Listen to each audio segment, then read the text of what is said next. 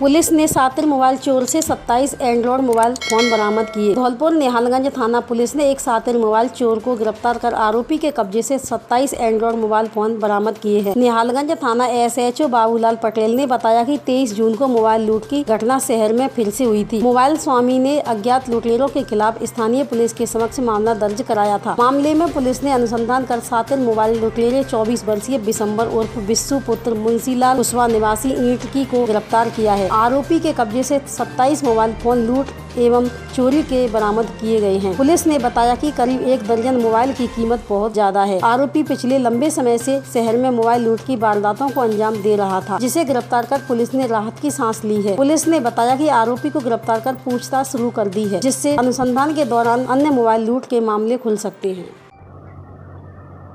दिनांक 24/6/2021 को श्री ओमवीर सिंह ने रिपोर्ट दर्ज कराई कि मैं बस स्टैंड पर बस का इंतजार कर रहा था और मोबाइल पर बात कर रहा था। एक व्यक्ति आया और मेरे मोबाइल को छीन कर ले गया। अभियोग पंजीबद्ध कर अनुसंधान किया गया। मुखबिर की सूचना से बिशंबर और बिस्सू को गिरफ्तार किया गया, जिसके पास छीना हुआ मोबाइल बरामद हुआ और उसके घर पर 26 अन्य मोबाइल बरामद हुए।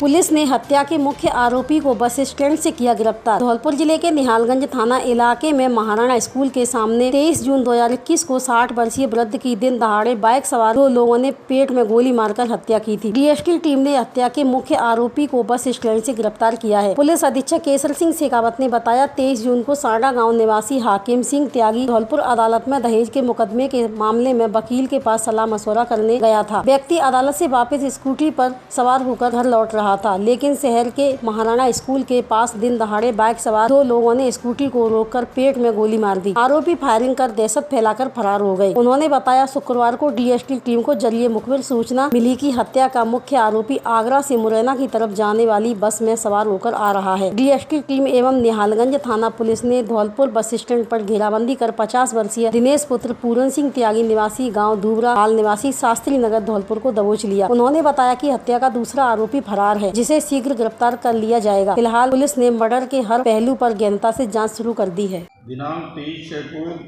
एक बाइक सवार कर 2 व्यक्तियों ने हाकिम सिंह नाम के व्यक्ति की गोली मार दी थी। अज्ञात मुलजिमान थे। पुलिस के लिए एक चुनौतीपूर्ण कार्य था। पुलिस की कई टीमों ने भरसक प्रयास करके CCTV कैमरे खंगाले, फुटेज खंगाले, अभय कमांड पर बैठ करके भी काफ़ी जानकारी एकत्रित की, जिसमें ये तथ्य सामने आया कि वारदात में दिनेश और उसका बेटा एक मोटरसाइकिल पर आए थे और उन्होंने हत्या की वारदात को अंजाम दिया। पुलिस की टीमें इसके पीछे लगी हुई थी। आज DST और निहालगंज की पुलिस द्वारा संयुक्त कार्रवाई करते हुए दिनेश त्यागी को गिरफ्तार किया गया है। उससे गहनता से अनुसंधान जारी है। दलित समाज के रामेश्वर की हत्या को लेकर परिजन और ग्रामीण कलेक्ट्रेट कार्यालय के सामने धरने पर बैठे। धौलपुर जिले के कंचनपुर थाना इलाके के गांव अब्दुलपुर में करीब 2 महीने पूर्व दलित समाज के रामेश्वर की हत्या दबंगों द्वारा पीट पर कर दी गई थी। हत्या आरोपी गिरफ्तार नहीं होने पर पीड़ित परिजन और ग्रामीण कलेक्ट्रेट कार्यालय के सामने अनिश्चितकालीन धरने पर आज से बैठ गए हैं। दलित समाज के लोगों ने पुलिस प्रशासन के खिलाफ जमकर नारेबाजी कर रोष व्यक्त किया। कलेक्ट्रेट कार्यालय के सामने धरने पर बैठे ग्रामीणों ने बताया कि कंचनपुर थाना क्षेत्र के गांव अब्दुलपुर में दलित समाज के रामेश्वर की दबंगों द्वारा पीट कर हत्या की थी। करीब 2 महीने से हत्या के आरोपी फरार हैं। पीड़ित ग्रामीणों ने बताया, दबंग लोगों द्वारा हत्या मामले में राजीनामा करने का दबाव बनाया जा रहा है। हत्या करने के बाद भी आरोपी पक्ष मारपीट कर परेशान कर रहा है। उन्होंने स्थानीय पुलिस पर आरोप लगाते हुए कहा कि पुलिस ने आरोपियों को हिरासत में लेने के बाद भी छोड़ दिया। उन्होंने बताया, 3 दिन पूर्व जिला कलेक्टर राकेश कुमार जायसवाल को ज्ञापन देकर हत्या आरोपियों की गिरफ्तारी की मांग रखी गई थी, लेकिन प्रशासन द्वारा ठोस कार्रवाई नहीं की जा रही है, जिससे हत्या के आरोपी खुलेआम घूम रहे हैं। शुक्रवार को मृतक रामेश्वर के परिजन एवं ग्रामीण कलेक्ट्रेट कार्यालय के सामने अनिश्चितकालीन धरने पर बैठ गए हैं। उन्होंने कहा, जब तक हत्या के आरोपियों की गिरफ्तारी नहीं होगी तब तक उनका धरना जारी रहेगा।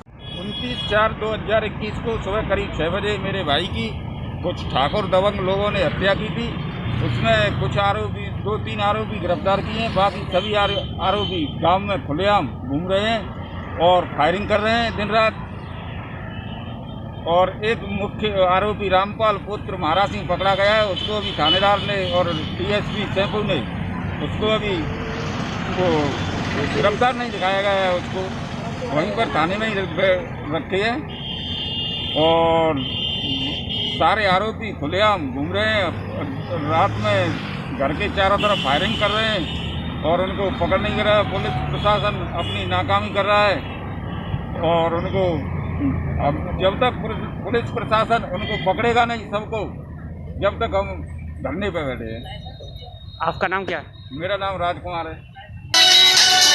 पानी की समस्या को लेकर उपखंड अधिकारी से मिले नाईपाड़ा मोहल्ले के लोग। धौलपुर जिले के सरमथुरा कस्बे में विगत कई दिनों से पानी की समस्या से जूझ रहे नाईपाड़ा मोहल्ले के लोग आज अपनी समस्या को लेकर उपखंड अधिकारी मनीष कुमार जाटव से मिले और उपखंड अधिकारी ने समस्या को गंभीरता पूर्वक लेते हुए जलदाय विभाग के अधिकारियों से फोन कर बात की गई और समस्या का जल्द से जल्द समाधान होने का आश्वासन मोहल्ले वासियों को दिया गया। साथ ही मोहल्ले के ही संदीप सेन ने बताया कि हमारे मोहल्ले में पिछले कई वर्ष से लाइन में पानी नहीं आता है, जिससे हमें दूसरे मोहल्ले या फिर निजी टैंकर के द्वारा पैसे खर्च कर पानी खरीदना पड़ता है। बगल वाली गलियों में पानी आता है लेकिन इस गली में नहीं आता है। सरमथुरा उपखंड के 94 गाँव व 61 मजरों में जलदाय विभाग द्वारा पार्वती बांध पेयजल योजना के माध्यम से नियमित पानी की आपूर्ति की जाती है, लेकिन असामाजिक तत्वों ने जलदाय विभाग की योजना को फेल कर दिया हुआ है। सुरारी में कुछ असामाजिक तत्वों ने जलदाय विभाग की लाइन में सुराख कर पानी को व्यर्थ फैला रहे हैं, जबकि गाँव में पानी की किल्लत फैली हुई है, लेकिन ग्रामीणों की दबंगई के कारण जलदाय विभाग के अधिकारी बौने साबित हो रहे हैं। आलम यह है कि सुरारी में सड़क के किनारे पानी की पाइपलाइन से 15 फीट ऊंचाई तक फव्वारे निकल रहे हैं, जिन पर गांव के लोग नहाने में लगे रहते हैं। समस्या है हमारे मोहल्लों में गत वर्षों से पानी नहीं आ रहा है। कई बार हम जलदाय विभाग को भी ज्ञापन दे चुके हैं, वहाँ से कोई सुनवाई नहीं हो रही है। हम SDO ऑफिस आए हुए हैं, यहाँ भी ज्ञापन देंगे सर को। पिछले जैसे कि कितने दिनों से आपके मोहल्ले में पानी की समस्या है? 10 वर्षों से। 10 वर्षों में। इसको लेकर के जलदाय विभाग को आपके द्वारा लिखित में कोई शिकायत वगैरह दी गई है? भी दे चुके हैं, कई बार वहाँ जाके भी कंट्रोल कर चुके हैं उनसे, लेकिन सुनवाई नहीं हो रही है वहाँ पर। कोई जैसे कि जलदाय विभाग का कर्मचारी वगैरह आया है आपके मोहल्ले में सर्वे वगैरह करने के लिए? और देख के चले जाते हैं, आश्वासन दे के चले जाते हैं वो लोग जी। सर्व समाज के लोगों ने SDM को ज्ञापन सौंपा। धौलपुर जिले के सरमथुरा कस्बे में सर्व समाज के लोगों ने चिकित्सालय भवन की मांग करते हुए SDM को ज्ञापन सौंपा है। लोगों ने बताया कि आज की स्थिति को देखते हुए वर्तमान चिकित्सालय में जगह की कमी है तथा साथ में एम्बुलेंस के आने जाने में रास्ते के अवरुद्ध होने से परेशानी आती है। चिकित्सालय के रास्ते में 3 बैंक स्थापित है, जहाँ लोगों की भीड़ बनी रहती है। इस कारण से मरीजों को अस्पताल पहुँचने में परेशानी का सामना करना पड़ता है। इस स्थिति को ध्यान में रखकर कस्बे के लोगों ने विधायक और प्रशासन से मांग की तो चिकित्सालय के भूमि का आवंटन भी हो गई, लेकिन कुछ तथाकथित लोगों को इस भूमि पर पूर्व में बना छात्रावास, जो कि अब जर्जर हो चुका है और पूरी तरह से अनुपयोगी है, जिसको लेकर आज सर्व समाज के लोगों ने उपखंड अधिकारी मनीष कुमार को ज्ञापन दिया है, जिसमें चिकित्सालय भवन की मांग की है। ज्ञापन देने आए सर्व समाज के लोगों ने कहा कि आज के दौर में चिकित्सालय की बहुत आवश्यकता है। ज्ञापन में बताया गया कि यह स्थान जो चिकित्सालय के लिए आवंटित हुआ है वह 11 बीघा जमीन है, जो इस पूरी जगह को चिकित्सालय निर्माण के अनुसार आवागमन, पानी, विद्युत एवं सुविधाओं की दृष्टि से उपयुक्त जगह है और यहाँ चिकित्सालय बनना चाहिए। वर्तमान चिकित्सालय में जगह की कमी के कारण परेशानी आती है, जो यहाँ दूर होगी। जो ज्ञापन दिया उसमें चिकित्सालय की मांग की गई है और कुछ तथाकथित लोग कह रहे हैं कि ये छात्रावास की जमीन है, इस पर आपका क्या कहना है? ये जमीन पुराने छात्रावास के आज से 30-35 साल पहले छात्रावास के लिए सर्व समाज के लिए हुआ था। ये छात्रावास उस समय के तत्कालीन विधायक के द्वारा, लेकिन अब क्या है कि उसके बाद हर पंचायत में सीनियर सेकेंडरी स्कूल होने के बावजूद होने के कारण वहाँ पर अब बच्चों की रहने की व्यवस्था के लिए इतनी आवश्यकता नहीं थी, क्योंकि हर पंचायत में सेकेंडरी स्कूल हो गए तो बच्चे दूर दराज से आकर के यहाँ रहने नहीं आते हैं। इसीलिए इसी कारण से नहीं रहने के कारण तो उसकी दुर्दशा हुई और आज स्थिति है कि उसकी जर्जर स्थिति है। और सबसे ज़्यादा उपयुक्त स्थान हॉस्पिटल के लिए जो सरमथुरा बस्ती के लिए वही सबसे बढ़िया है, जो जिसके लिए वहाँ आगामी टाइम में हाईवे से लगता हुआ है। इस वजह से क्या है वहाँ ट्रॉमा सेंटर की भी व्यवस्था हो सकती है, जो कि आए दिन यहाँ सड़कों पर जो मृत्यु होती है उससे लोगों के दूर ले जाने में रास्ते में उनको परेशानी होती है, उससे यहाँ एक सुविधा मिल जाएगा ट्रॉमा की, इसलिए बहुत से लोगों की जान को आसानी से बचाया जा सके। तो ये सबसे ज़्यादा सुविधाजनक हॉस्पिटल के लिए ही है। अभी सरमथुरा में एक नया मुद्दा चल रहा है चिकित्सालय और छात्रावास को लेकर के, और आप यूथ इस बारे में क्या कहना चाहता है कि यहाँ पर जो छात्रावास पुराना बना हुआ था, जीर्ण शीर्ण अवस्था में पड़ा हुआ है। आज इस स्थिति को देखते हुए क्या होना चाहिए?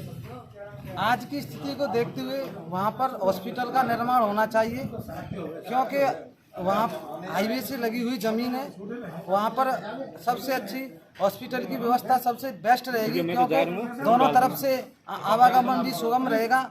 और वहाँ पर हॉस्पिटल बन जाए तो इससे सभी 36 कौम को सुविधा रहेगी।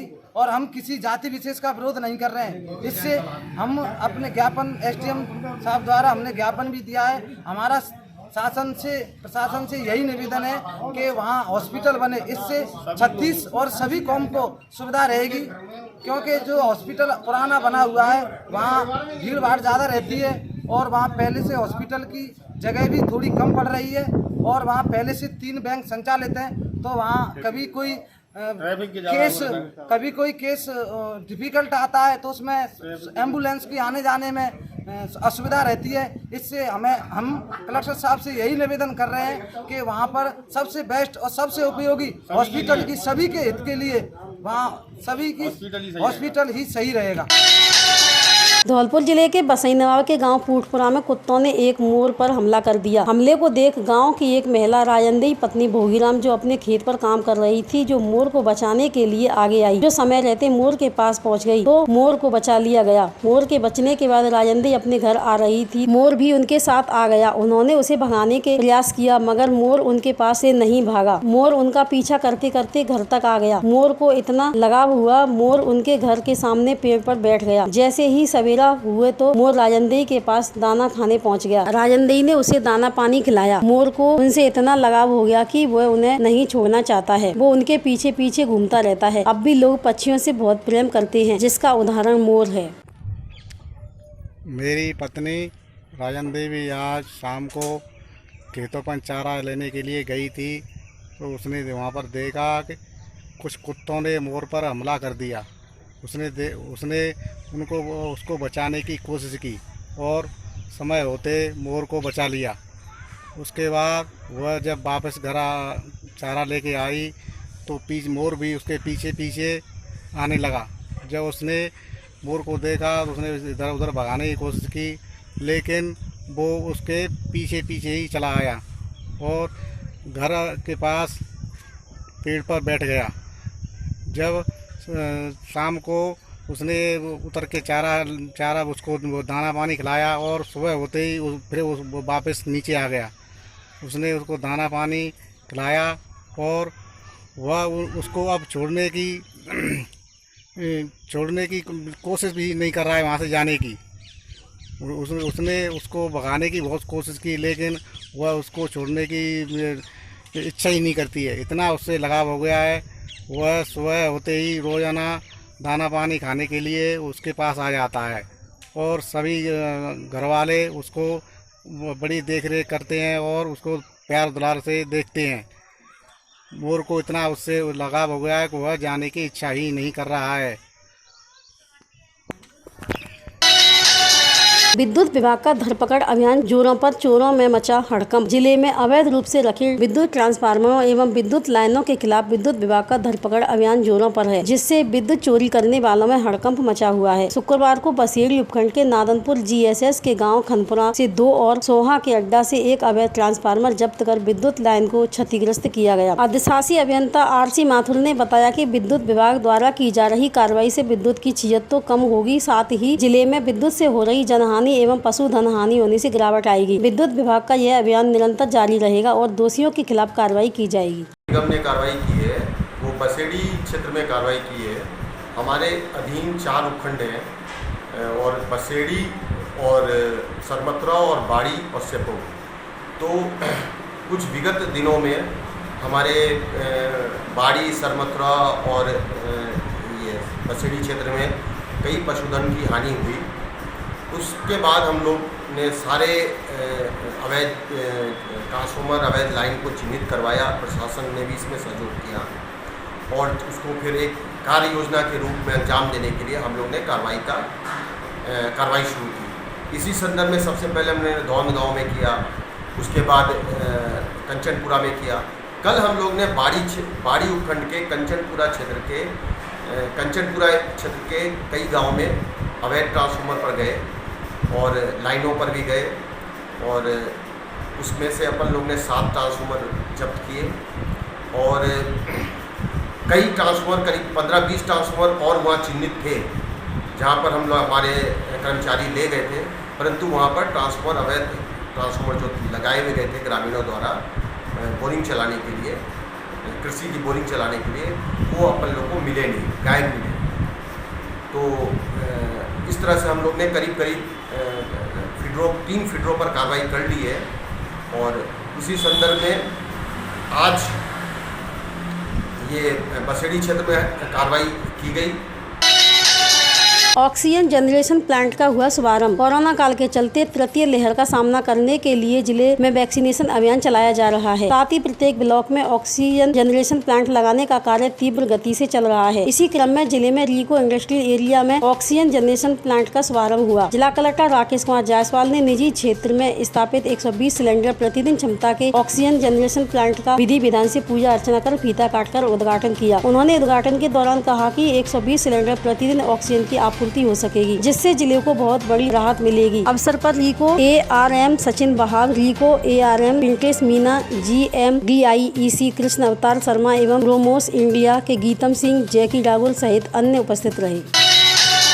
भाजपाइयों ने काली पट्टी बांधकर और प्ले कार्ड दिखाकर विरोध जताया। धौलपुर जिले के राजाखेड़ा कस्बे में भाजपाइयों ने लोकतंत्र के काला दिवस पर काली पट्टी बांधकर और प्ले कार्ड दिखाकर अपना विरोध दर्ज कराया। जानकारी देते हुए पार्टी के अध्यक्ष मधुसूदन शर्मा ने बताया, 25 जून को 1975 में इंदिरा गांधी ने आपातकाल की घोषणा की थी। यह घोषणा लोकतंत्र में काली इतिहास के रूप में जानी जाती है। लोकतंत्र की रक्षा के लिए संघर्ष करने वाले अटल बिहारी वाजपेयी, लाल कृष्ण आडवाणी, जॉर्ज फर्नांडिस, लोकनायक जयप्रकाश नारायण जैसे नेताओं को जेल में बंद कर दिया गया। जबरन नसबंदी और तानाशाही रवैया से जनता त्रस्त हो गई। राजाखेड़ा में भी लोकतंत्र सेनानी के रूप में प्रभुदयाल आर्य और बद्री प्रसाद जी जैसे कार्यकर्ता जेल गए। इस मौके पर नाहिला मंडल अध्यक्ष कुंवर सेन, पूर्व अध्यक्ष उदयमान सिंह, गिरिराज सिंह, नगर पालिका सदस्य दुशासन कुशवाहा, वीर सिंह, सतीश पारासर, राम खिलाड़ी पारासर सहित अन्य कार्यकर्ता उपस्थित रहे।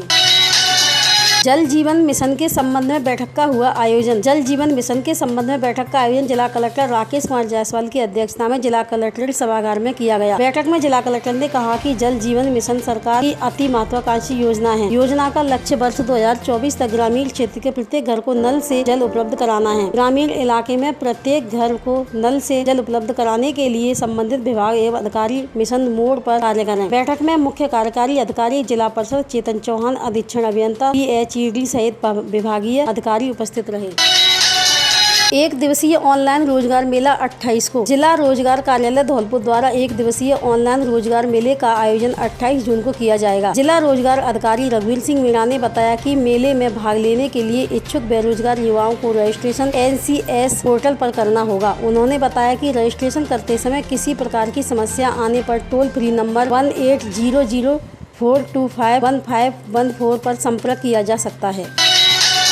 कोरोना को हराने के लिए टीकाकरण अवश्य कराएं। भारती भारद्वाज। धौलपुर जिला कलेक्टर राकेश कुमार जायसवाल के नेतृत्व में चल रहे टीकाकरण शिविर का शुभारंभ इंदिरा गांधी रसोई सिटी कोतवाली स्कूल पुराना शहर में उप जिला कलेक्टर भारती भारद्वाज ने किया। इस अवसर पर भारती भारद्वाज ने कहा कि टीकाकरण पूरी तरह सुरक्षित है और कोरोना वायरस को हराने के लिए टीकाकरण अवश्य करवाएं एवं सामाजिक दूरी रखें, मास्क पहने और हाथों को बार बार धोएं। बहुत आवश्यक हो तभी घर से बाहर निकलें। उन्होंने शिविर में उपस्थित महिलाओं से अधिक वैक्सीनेशन में सहयोग का आह्वान किया। इस अवसर पर प्रथम टीका शिक्षा विभाग की बीकानेर के सहायक निदेशक डॉक्टर योगेंद्र नरूका ने लगवाया। इस अवसर पर सेवानिवृत्त शिक्षा उपनिदेशक गणेश ढाकरे, परियोजना अधिकारी अशोक मिश्रा, विनोद अग्रवाल, मुकेश सक्सेना, आदिल रशीद, प्रशांत, अरविंद शर्मा, दीपक उपाध्याय, अखिलेश गर्ग, संतोष माथुर, राजेश माथुर आदि लोग उपस्थित रहे।